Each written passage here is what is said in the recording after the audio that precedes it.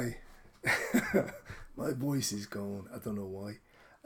Just wanted to show you a few of my books. Shameless self promotion. But actually, it ties in with comic books because I had some comic book artists, Danish comic book artists, do covers and interior art for me. Starting off with this one, which was my it's not my first published work, but it's a small kids books.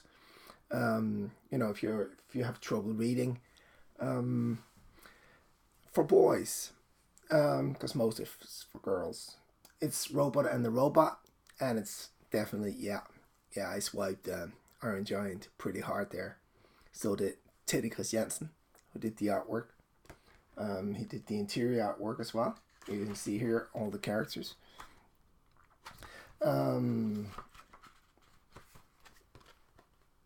It's pretty cool. Bit of action there. The robot. And in the end, a huge robot fight between the evil invading hamster lord in his robot machine and the robot. Like it. And here's the boy. Teddy Christiansen is known for, he's probably best known for House of Secrets. I don't have any of those, but I do have this one. It's a bird, which he did with Steven Seagal. And it's a really, really good graphic novel. If you haven't read it, I suggest that you do. It's hard. It's a little bit hard to read because it's sad, but it's well written. It's definitely Steven's best work. Not Teddy's best, but it's good. He's and Teddy also did this one. It's old, but it's the first Superman album made outside of the US, and it was made in Denmark. Superman and the Peace Bomb. Pretty cool cover, actually, right?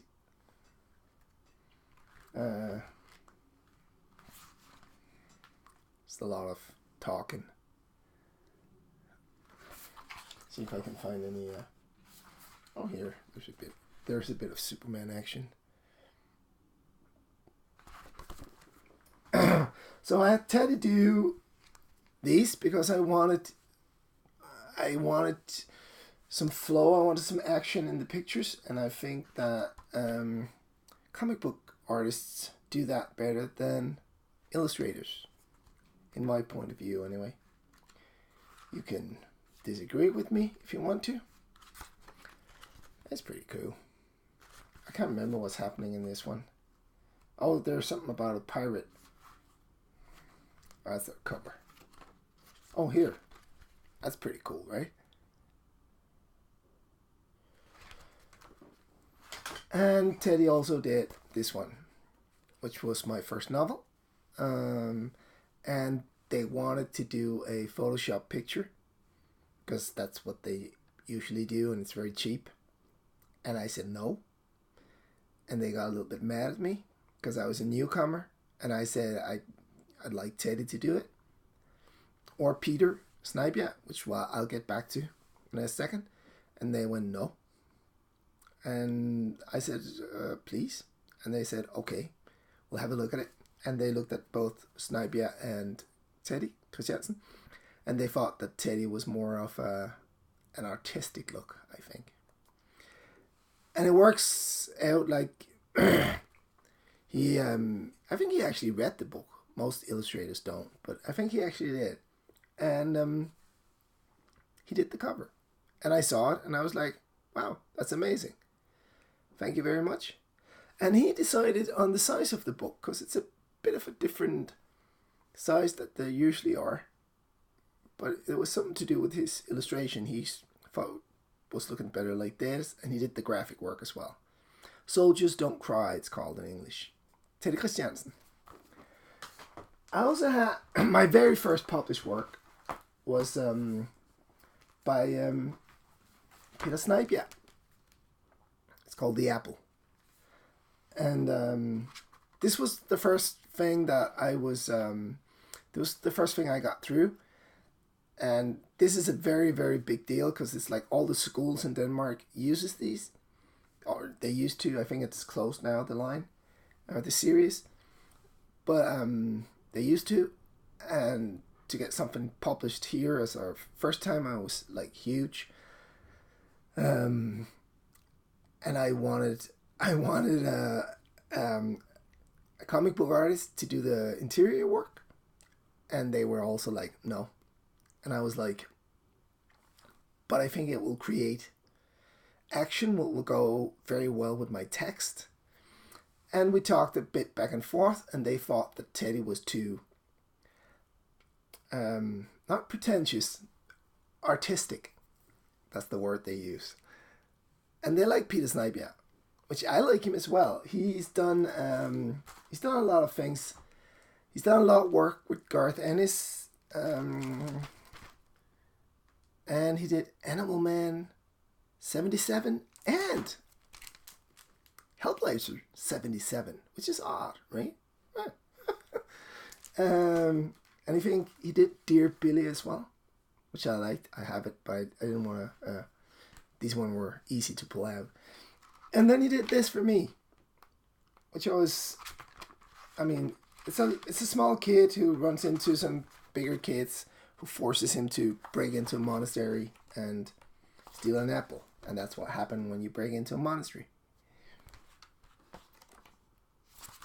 And here's the monastery. But what I wanted to I like stuff like this, because when you're a boy and you're reading, and my text is very light and very fast. It's very easy to read. It's not complicated when I write, and I don't. It's a style, and I like it now. It's my style, and it fits very well with pictures like these. And the boys really love this book. It got smashing reviews in the newspaper. It came out in this series with a very, very famous Danish writer. I can't remember her name. And my book got better reviews, which actually, just made my day. Made my year, actually. This Peter. Yeah. Peter Snipe, yeah. Very good. Very, very, a lot of fun.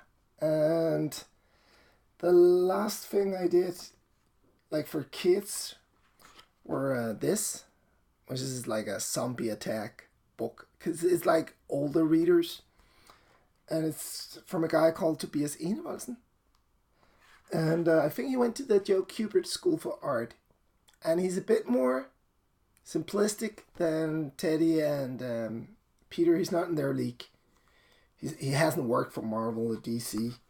But I think he did some great work still. And he did a masterpiece. He did a swipe of a very, very famous painting by... damn it, I can't remember. Well, you can find out yourself.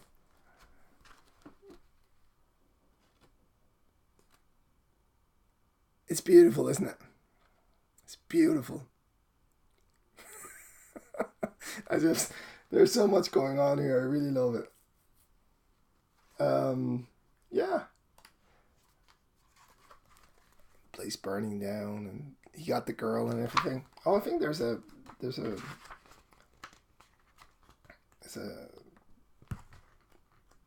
I wanted to do a whole series of these, but nobody really liked it. So there you go. It's a tough world. See, there's the girl.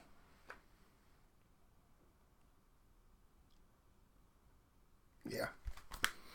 So that was just to show off some of my book and talking about working with comic book illustrators, comic book artists, illustrators, whatever.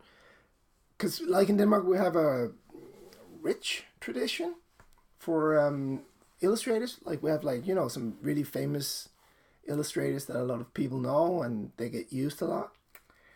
And me coming into the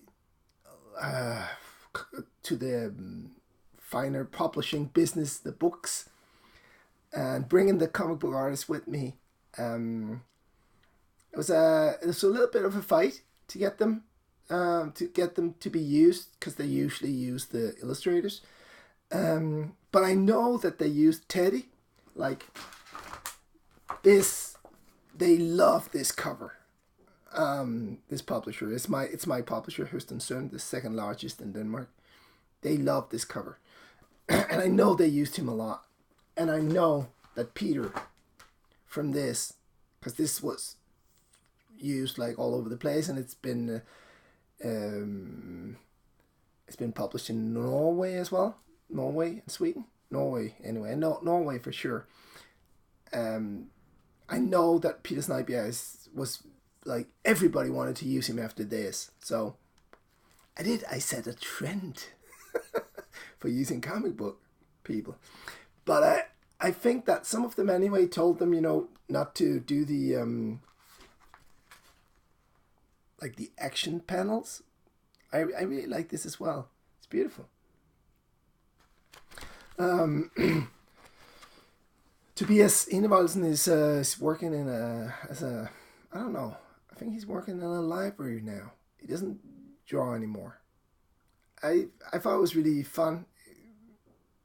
Yes, but like definitely he's not bad. He's just in a different league from these two guys. Like they're in a league of their own. Which, if you get published in by Vertigo and by I actually think Vertigo is the one that used them the most. Dynamite used Snijbjerg as well, and I think they actually just published something with him. And the guy doing the colors for this, Pelle Smith, he's just done something in the States as well, like his own, or he's a detective thing. I don't know. Didn't look very good, to be quite honest with you, but I haven't read it, so it might be great. Definitely, like Snijbjerg, he was a hit. The way it works is that I'll do this very fast because I don't want it to be like half an hour again, because I ramble a lot. I'm sorry.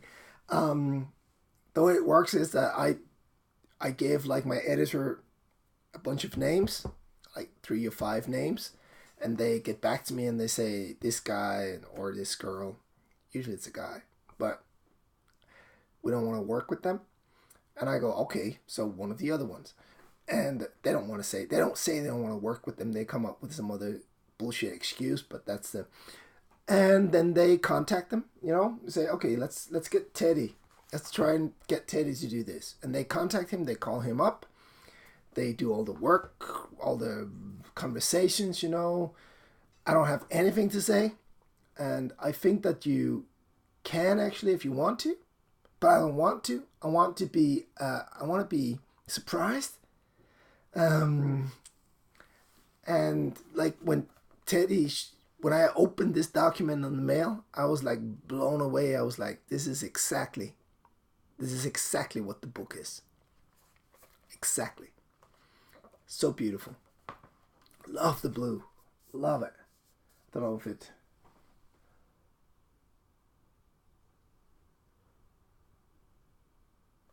Oh.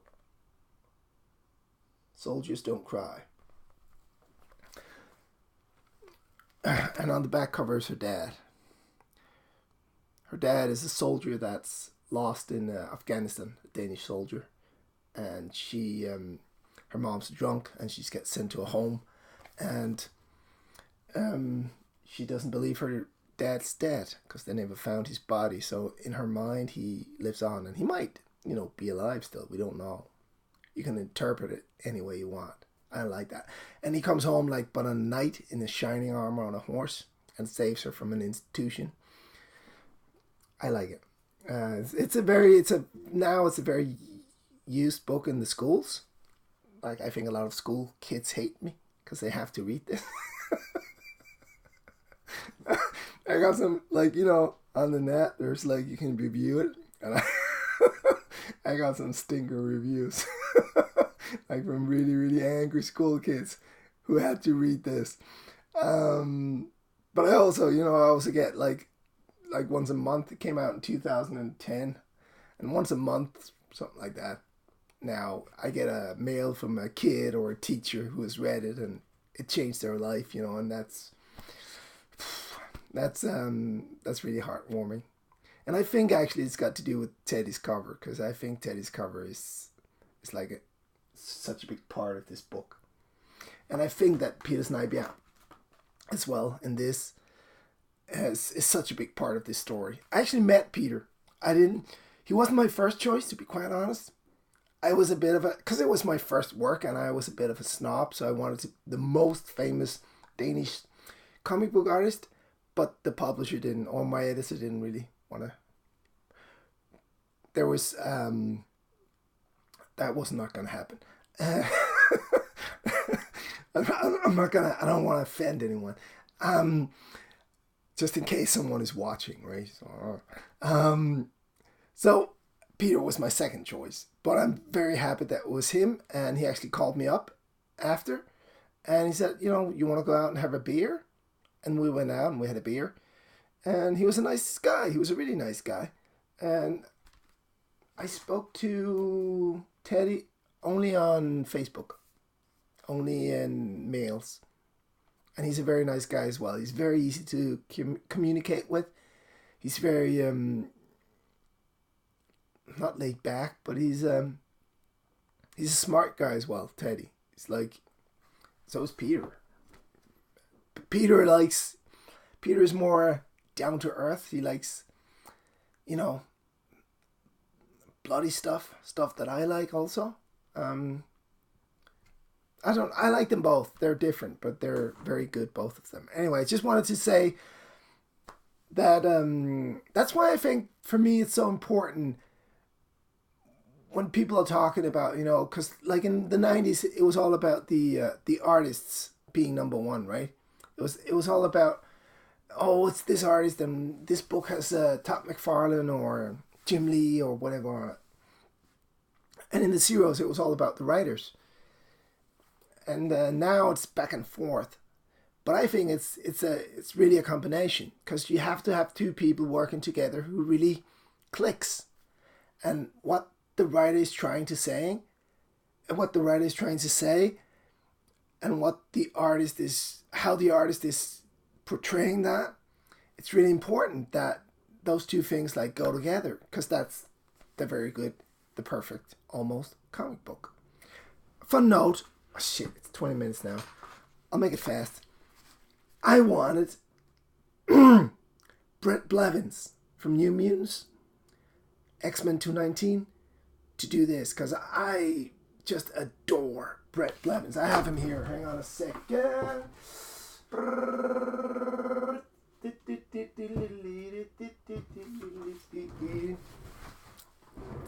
Right? Look at that. That's badass. This is actually by Ann Nocenti. This is an amazing book.